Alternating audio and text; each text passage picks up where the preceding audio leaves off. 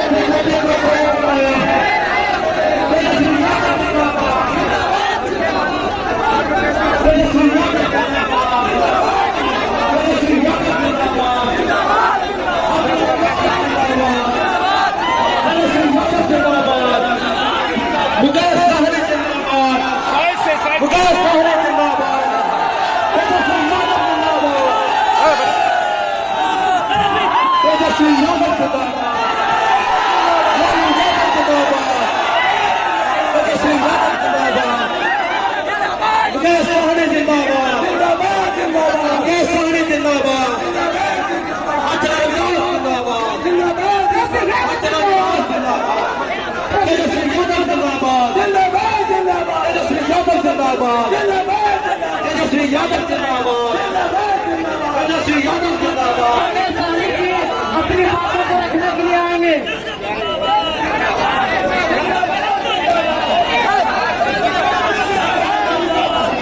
सहने जिंदाबाद, सहने जिंदाबाद।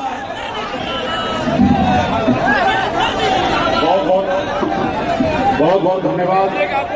आज चुनावी सभा में उपस्थित हमारे बिहार के युवा नेता, बिहार के युवा को सरकारी नौकरी देने वाले हमारे छोटे भाई श्री प्रसाद यादव जी, माननीय विजय प्रकाश जी पूर्व मंत्री, आप सभी के लोकप्रिय प्रत्याशी अर्चना, हमारे रविदास जी, करण बिंद जी, सुरेंद्र बिंद जी, कारोलाल बिंद जी, सुरेंद्र बिंद जी, मनोज बिंद जी, राजेंद्र बिंद जी, राजेश बिंद जी, रितु बिंद जी, इस कार्यक्रम में उपस्थित दिलीप बिंद जी, कन्हैया बिंद जी, राजू बिंद जी, सुरेंद्र बिंद जी, राजेश बिंद जी, विजय बिंद जी, अशोक बिंद जी, धर्मेंद्र बिंद जी, नागेंद्र बिंद जी और यहाँ पे पवन कुमार बिंद जी और तमाम बीजेपी पार्टी के नेतागण, महागठबंधन के सभी पदाधिकारीगण, आप सभी को सनत मुल्ला मुकेश का नमस्कार प्रणाम चाहते हैं।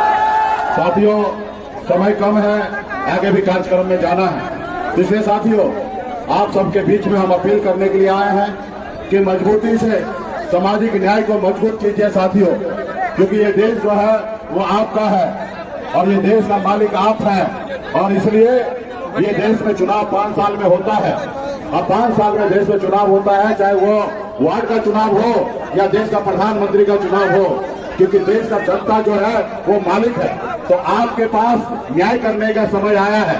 आपको सोचना है कि हमारे देश के लिए अच्छा नेता कौन है, जो नेता हमारे देश के लिए जो वादा किया है वो वादा पूरा किए हैं कि नहीं किए हैं, ये निर्णय आपको लेना है और सही निर्णय लेना है साथियों।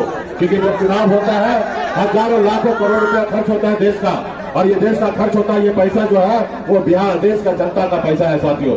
इसलिए जब सरकार बनता है तो इसलिए वो देखना है कि वो काम सही कर रहा है कि नहीं कर रहा है, जो सरकार ने जो वादा किया वो पूरा कर रहे हैं कि नहीं कर रहे हैं। जैसे मोदी जी आए 2014 में और उन्होंने देश के युवा से वादा किए थे कि हम हर युवा को नौकरी देंगे, क्या वो वादा पूरा किए? क्या वो वादा पूरा किए? देश के युवा को नौकरी दिए? क्या उन्होंने जो कहा विदेश से काला धन लाएंगे वो लाए? क्या उन्होंने कहा था किसान का आय दुगुना करेंगे, किए? इसलिए साथियों आपको ये सोचना है, आज का जो सरकार है वो धर्म को हम लोगों को घुमा रहा है, हिंदू मुसलमान कर रहा है, मस्जिद मंदिर कर रहा है। इसके लिए साथियों देश का सरकार का काम है देश के लोगों को सुरक्षा करना। इसलिए तमाम हमारे साथी से कहूंगा कि अगर उन्होंने वादा पूरा नहीं किया तो अभी उसका इंतजार नहीं करना है, उसको बदल देना है। क्योंकि 5 साल के लिए हमने उनको लाया था, 5 साल की जगह हमने उनको 10 साल का मौका दे दिए। अगर 10 साल में भी अगर वो पूरा नहीं किए तो आपको उसका इंतजार क्यों करना है साथियों, क्यों करना है? ये गरीब का सरकार नहीं है, ये अडानी अंबानी का सरकार है, ये गरीब युवा का सरकार नहीं है साथियों। आज हम लोगों को घर परिवार को कहते हैं 5 किलो चावल दे रहे हैं और वही उसी को वो लोग कह रहे हैं कि ये विकास है। बताइए, ये 5 किलो चावल 1 महीना में देना क्या हमारे देश के लिए विकास है? नहीं है साथियों। आज देखिए, मोदी जी 75 साल की उम्र हो गए हैं, जबकि इनके पार्टी में ऐसा है कि 75 साल के बाद रिटायरमेंट लेना होता है। जब ये 2014 में आए तो इन्होंने लाल कृष्ण आडवाणी जी को 75 साल बोल के उनको साइडलाइन कर दिया गया था। आज 75 साल के मोदी जी हो गए और फिर भी देश की जनता से एक बार मौका मांग रहे हैं कि हमको एक बार मौका दीजिए, हम फिर देश में चलाएंगे। और दूसरी तरफ वही मोदी जी एक योजना लाए, अग्निवीर योजना। जब अग्निवीर योजना में खुद के लिए 5 साल सुरक्षित किए हैं और हमारे देश के युवा के लिए बताइए, जो युवा बॉर्डर पे जाके सीने पे गोली खाने के लिए तैयार होता है, ऐसे युवा के लिए सिर्फ 4 साल के लिए नौकरी का व्यवस्था किया गया साथियों। नौकरी का 4 साल, 18 साल में आइए और 22 साल में रिटायरमेंट हो जाइए। अब बताइए, हमारे देश का युवा 22 साल में रिटायरमेंट हो गए और देश के मोदी जी 75 साल के बाद भी वो मौका मांग रहे साथियों। इसलिए साथियों, आपका समय आया है कि इस समय आपको बदलाव लाना है ताकि मजबूती से आगे बढ़े। आज मुझे देखिए, मैं गरीब की पिछड़ा में बैठा हूँ, मैं संघर्ष कर रहा हूँ। 18 साल की उम्र से संघर्ष करके बॉम्बे जैसे शहर में गया, नौकरी किया, मेहनत किया, 900 रुपये महीने पे नौकरी करता था। वहां से मैं बिहार आया, अपने लोगों के हक अधिकार के लिए लड़ाई लड़ रहा था। आपने देखा 4 को विधायक हमने 2020 में बनाया। हमारे सहयोग से नीतीश कुमार बिहार का मुख्यमंत्री बने।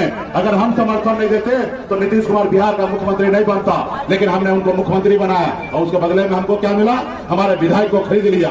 जो सरकार हमने बनाया उस सरकार से, मंत्रिमंडल से हमको बाहर कर दिया, हमको रोड पे ला दिया।